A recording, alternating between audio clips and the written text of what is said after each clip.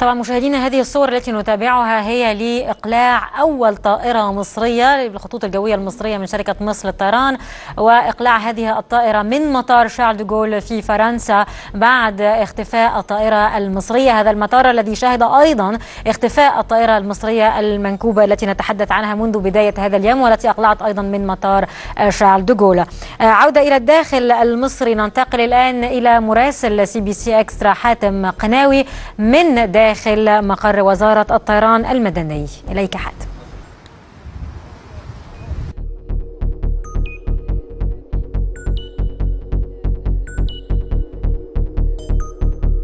نعم دينا، بعد التحية ما زلت أتواجد هنا في محيط وزارة الطيران التي كانت محط الأنظار في تمام الساعة 1:30، حيث عقد وزير الطيران المدني شريف فتحي مؤتمرا صحفيا في غاية الأهمية.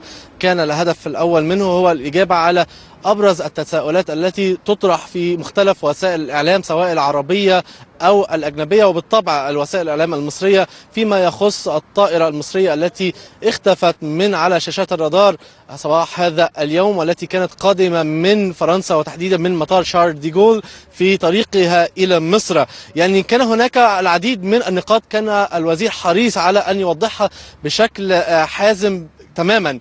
كان هناك تدقيق كبير لاستخدام المصطلحات من قبل الوزير في المؤتمر الصحفي، وربما يكون أكثر تلك المصطلحات التي كان الوزير حريصا على استخدامها هو مصطلح الطائرة المفقودة. رفض الوزير أن يكون هناك استخدام لأي مصطلح آخر سوى هذا المصطلح وهذا الاسم إلى أن تتضح كافة الأمور المعنية بأسباب اختفاء الطائرة. أيضا كان هناك رصد لعدد من التوقيتات الهامة للغاية فيما يخص الرحلة المصرية، حيث ذكر الوزير فيما يخص طائرة ايرباص 804 القادمة من كما ذكرنا شارل دي غول من مطار شارل دي غول أن الطائرة اختفت من على الرادار في تمام الساعة 2:40 بتوقيت القاهرة.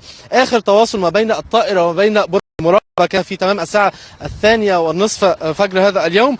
أما في تمام الساعة 2:50 تأكد تماما عدم القدرة وتأكد تماما اختفاء الطائرة من نطاق البحث ومن نطاق الرادار لتعلن أو ليتم إعلان تلك الطائرة بأنها طائرة مفقودة. كان أيضا هناك رصد من قبل وزير الطيران على حالة الحزن الشديد التي تنتاب كافة العاملين في الوزارة وفي شركة مصر للطيران على ركاب الطائرة الذين يبلغ عددهم 66 راكبا أو يقسمون 56 مسافر. أيضا كان هناك 3 منهم من دون السن، 2 من الرضع و1 من الأطفال. كان هناك 3 من طاقم الأمن و7 من طاقم الطائرة. كان هناك حزن شديد انتاب الوزير، وكان عبر عنه من خلال أو باسم كافة العاملين في الوزارة وفي مصر للطيران وشركة مصر للطيران. أيضا كان هناك تأكيد على أنه يتم الآن احتواء أسر الركاب سواء من المصريين أو من مختلف الجنسيات الأخرى من خلال توفير أماكن مخصصة لهم، توفير أطباء للتعامل معهم، توفير مترجمين لغير المصريين لمحاولة استفسار أو معرفة أو توفير لهم كافة المعلومات التي يحتاجونها في مثل هذا التوقيت. أيضا أكد الوزير أنه سيتم عمل أو حجز بعض الرحلات وبعض التذاكر لأسر المفقودين من غير المصريين حتى يكونوا في إمكانهم الحضور إلى مصر ومعرفة كافة الأمور من قلب الحدث. أيضا كان هناك مشاهدينا والمشاهدين جميعا تأكيد على أن هناك عمليات تنسيق تتم بين الجانب المصري وبين عدد من الجوانب الأجنبية خاصة فيما يخص الجوانب الاستخباراتية، وأيضا كما تأكيد على أن هناك تأكيد وتفعيل للتعاون ما بين مصر وما بين دول مثل اليونان وما بين دول مثل فرنسا.